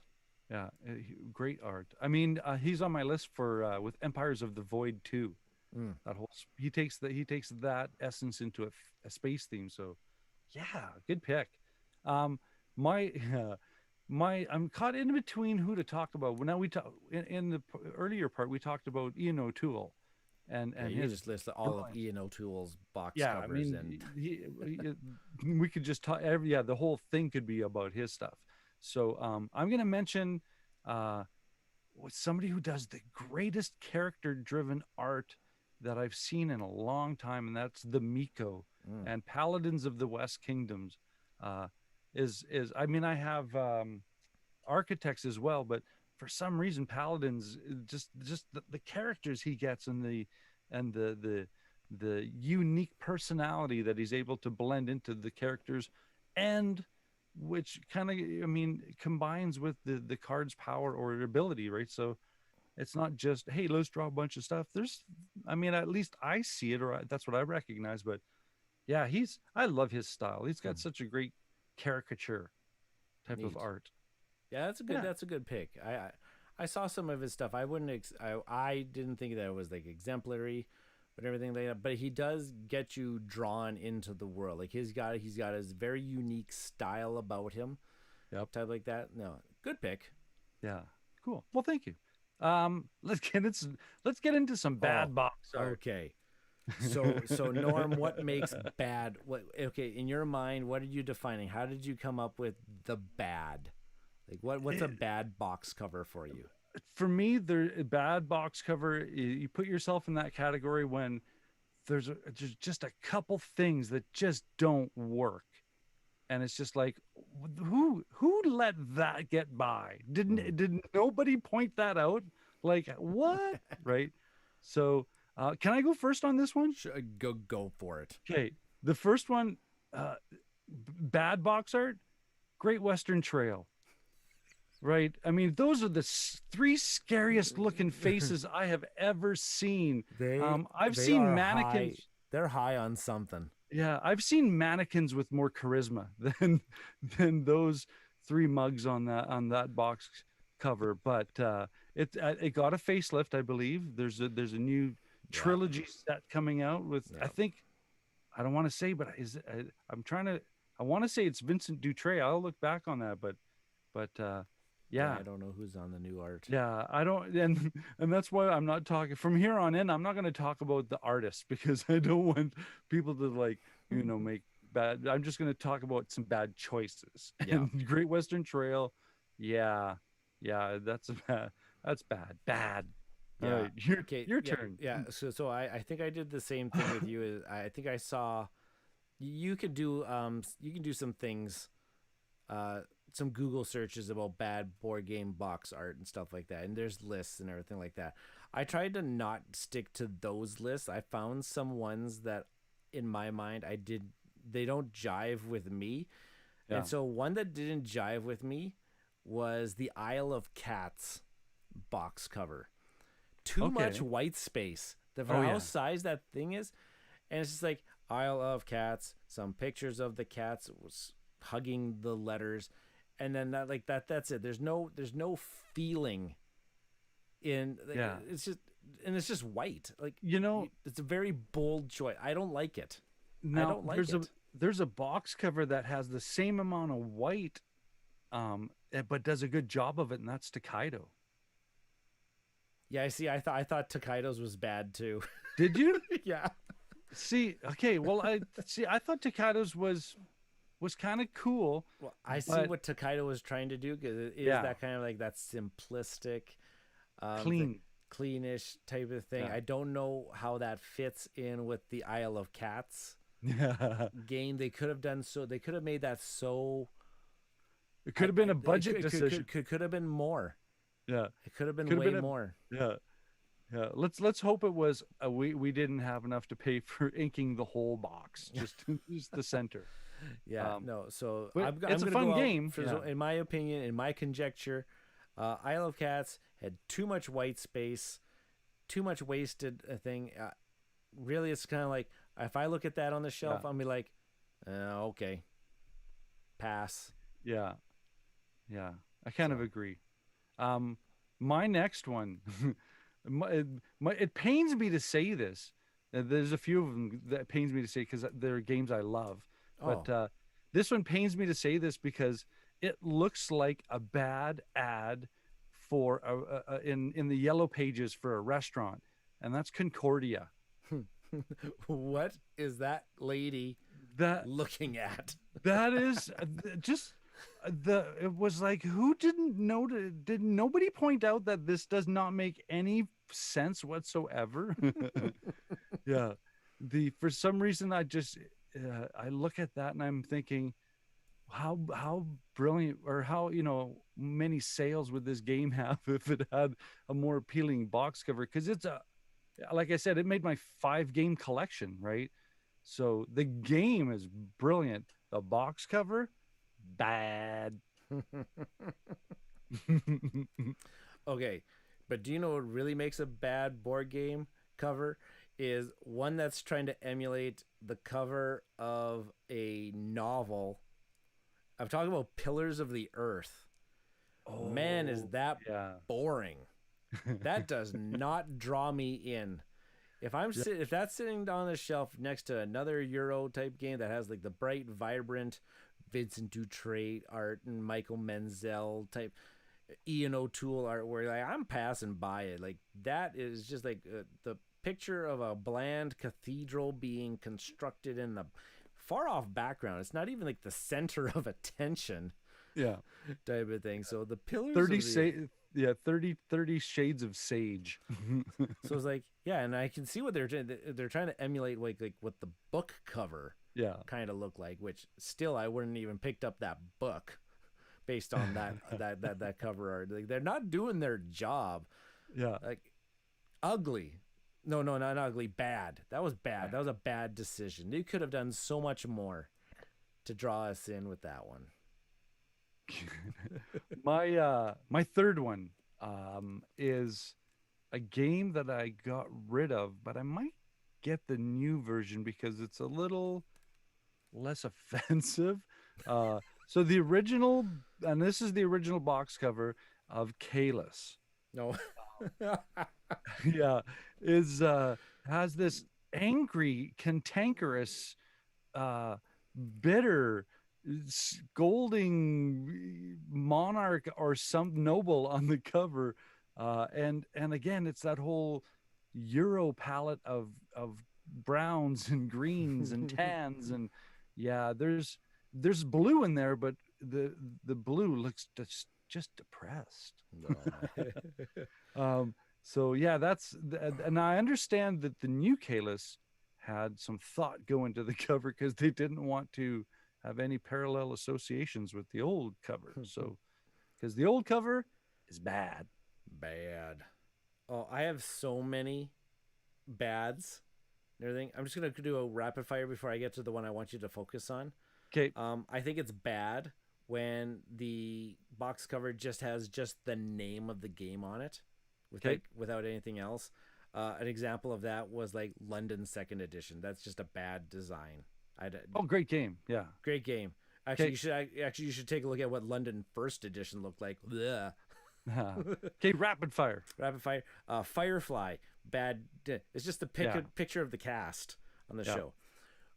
I want you to look up right now. Roll for the South Pole. Oh, I said no. Yeah. That was trying to give the listeners here.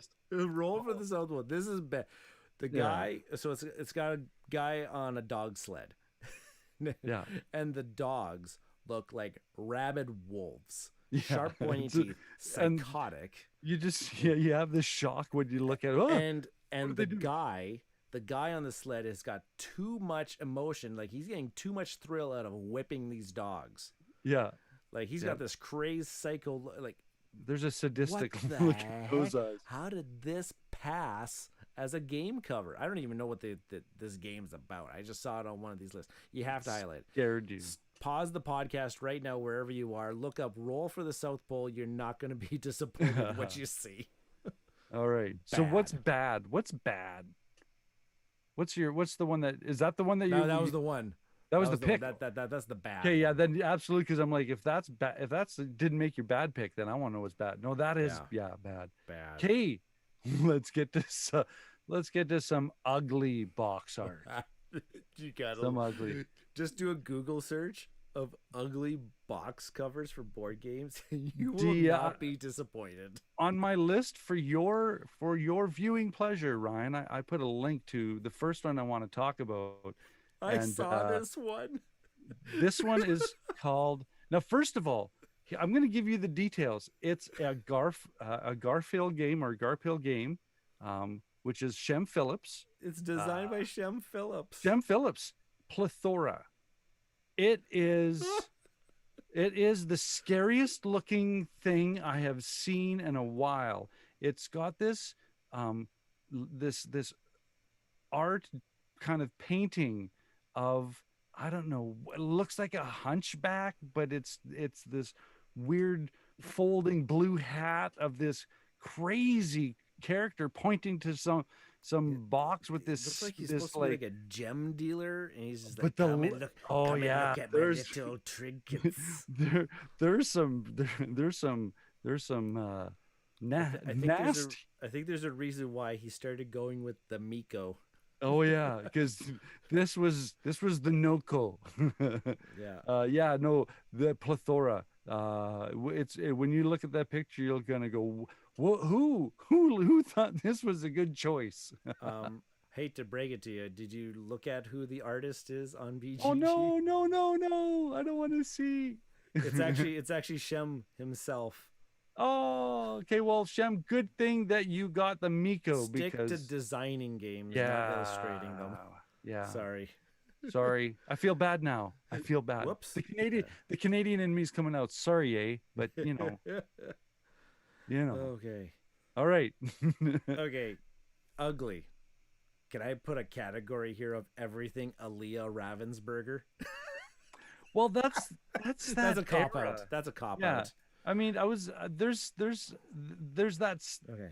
There's that chunk of Euro nostalgia that's got this blandness to it because that wasn't a thing then, I guess, right? Okay. So type into Board Game Geek. Type into Board Game Geek right now. Guildhall. Did you see these ones? Yeah. Oh my goodness. The guy, who is this guy? He's just holding pigs in his arms. He's crazed. Yeah. I don't know what's going on here. There's all the wrong facial expressions going on in that picture. So that is the one that came over to North America, published by AEG. Yeah. If you can find, and I'm trying to see if I can find, if you can find it, find the original German cover. It's even worse. Yeah. I agree. The original German cover had this kind of like sly looking, kind of like rich dude, and then a very voluptuous woman, and then another crazed gem dealer. Yeah. And the gem dealer and the rich guy are just staring at the woman's breasts. None of it makes sense. No. At all. It's absolutely disgusting. Yeah. Well, let's transition to one less controversial, but just as I don't get it. And I love this game. This is another one that made my top 5. His Hands of Teutonica. It is so bad. That is, I mean, when you said that Aliyah, right? That era of the German board games. This is slot. This is standing on the top of that pile, going, "This is bad box. This is not even bad. This is ugly." I'm glad that they took the opportunity in their big box that came out to dabble in updating that box cover, because ever so slightly. Yeah, it does not at all reflect the greatness inside the box, though. So, yeah, Hansa Teutonica. It's so ugly that you have to love it. Yeah. Is what I'm saying. Yeah. Okay. My next one is a game that has many iterations throughout its lifespan. The early ones, as back as the mid 70s, actually had pretty good box cover art for the time. A game I'm calling Cosmic Encounter. Oh, yeah. The one from the 70s had exactly what it was. That sci-fi look to it, like a Doctor Who sci-fi look. Yeah. It looked great, the one from the 70s. The next one came out. It actually had some more evilish looking aliens on it, but everything's still quite good. And then they released an edition of Cosmic Encounter in 1991 that is just ugly. Like, it just says, it literally just says Cosmic Encounter on the box with some solar system rings, and you can barely read the word encounter because they use that typeface where all the letters blend together. Yeah. It's like the way you hit the word ugly, you dropped it an octave. That's how important it was. It's ugly. Ugly. So, and it was like, what were they thinking? And then they created an expansion box to that version, and it said more Cosmic Encounter, and it was even uglier. So this is like, and then they redid it in 2000 with some better artwork, and then it just has fantastic artwork nowadays. But in the early 90s, 91, Cosmic Encounter had butt ugly artwork to it. All right, my last one here is again, the games are phenomenal and deep, and it's a it's a splatter game, and it's Roads and Boats. I've never What played were this. they thinking? It looks like an 8-year-old drew a picture. Now, if that's the case, I don't want to diss the 8-year-old, because for that age, it's not bad. But for a splatter game that, and again, I've never heard of a splatter game that was under $100, right? And I think Roads and Boats is one of those categories where it's an expensive one. And this is the big conundrum I have with splatter is their components, and and the art, there's none. You're just basically buying the engineering of the game with prototype level components, but it's niche. And but this Roads and Boats, I don't know what just everything's wrong with it. It's a pencil crayon fridge picture, in my opinion. Yeah. But maybe I don't get it. Maybe But the you just game, don't I've heard get the it. game's great, but this is ugly. Yeah, if I'm paying $150, no, give me something nice on my shelf, please. Well, it's kind of like why they included, so part of Capstone Games re-released the game Bus. Yeah. And the original Bus had some ugly artwork, and they gave like the Capstone treatment to it and made an update version. But oh my goodness, like some of those early splotters were just like, yeah, kid with a crayon. Yeah. So yeah, that's my ugly. That one's ugly. Okay, so let's hop on to the board. Let's hop on the train with my last one here. Another game okay, this one has so many things going wrong with it. Okay, the Cambridge edition, game or the cover? the Cambridge edition of Glory to Rome. Okay, what's going on with this thing? That's is that the red cover one? That's the red cover one. With the middle school kids drawing of a Roman soldier. I put that on my list, but I knew because you love your Glory to Rome. Well, you see, I got the Black Box edition, and it had such the cleaner artwork style to it. But anyways, this red cover version, the clamshell edition, they got this horrible rendition of a gladiator that was drawn by like a 10-year-old. The artwork looks like artwork you'd find it in a cartoon series in a newspaper. And people love this edition for the artwork, and I don't get it. But also to boot, on the cover of the game too, they actually show like the components of the game. Yeah. That's supposed to be on the back of the box. Yeah. That's not on the front cover. I'm like, what's with the bullet points and the what? Did they put like a spreadsheet on the front of the box too? It is so weird. It's so ugly. Like, for what a fantastic game Glory to Rome is. Yeah. This is it's ugly. Oh yeah. Get that out of my face. I want to play the game, but I don't want to play looking at that. Yeah, you were right when you'd mentioned that there's a lot more. Yeah, it's a train wreck. The ugly, okay. If that edition is train wreck, if that edition is sitting on the game shelf, no one's gonna discover how good of a game that is based on what you see. Yeah, that's my Hansa Teutonica theory. Yeah. No, but this game went under the radar because everybody went, "That's ugly." Moving on. Cool. Whoa. So I think we caught the breadth of this. The good, the bad, and the ugly. So people are catching this on Twitch and YouTube right now. Like, board game boxes are a work of art. Oh yeah, like that. That's why I have them displayed the way I do. Like, now these aren't the prime examples of the best art, but they are pieces of art, there are Oh, a yeah. lot of great and good ones.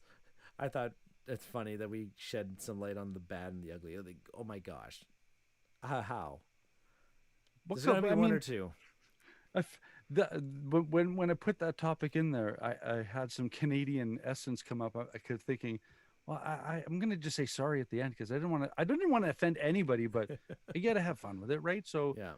if anybody's feelings got hurt, I'm sorry. Aaliyah Ravensburger, up your game. They're still pumping out games with butt ugly box art. Subjective, right? Art's subjective.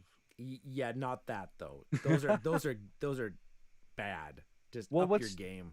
What's not subjective is our appreciation for you, you listeners, and what you put up with us, the good stuff, the bad stuff, and our ugly stuff too, right? That being said, I'm your host Norm, and I'm UGLY. You ain't got no alibi. They ugly. Get them out of my face. I'm Ryan. We'll catch you later. Oh, I had that back in my mind. I was like, no, I'm saving that for the end shtick all the way. Oh, please take us out. Oh no, people should interact with. People should be able to interact with us. They were kind of quiet in the chat throughout that episode. Well, that was fun. I think their jaws just dropped and said, "I have no idea what the hell is going on right now." Cool. Well, I think we got we got two solid episodes there. We got our times down. Perfect. It's not like we're school teachers and we like schedules. Yeah. No. Okay, I gotta stop my recording. Are we still streaming? Yeah, we're still streaming. Okay. So still keep it PG. You could probably take us out of the stream. Oh, yeah, you want me to fade us out? Okay. Yeah. Okay, people in the chat. Thanks for tuning in again.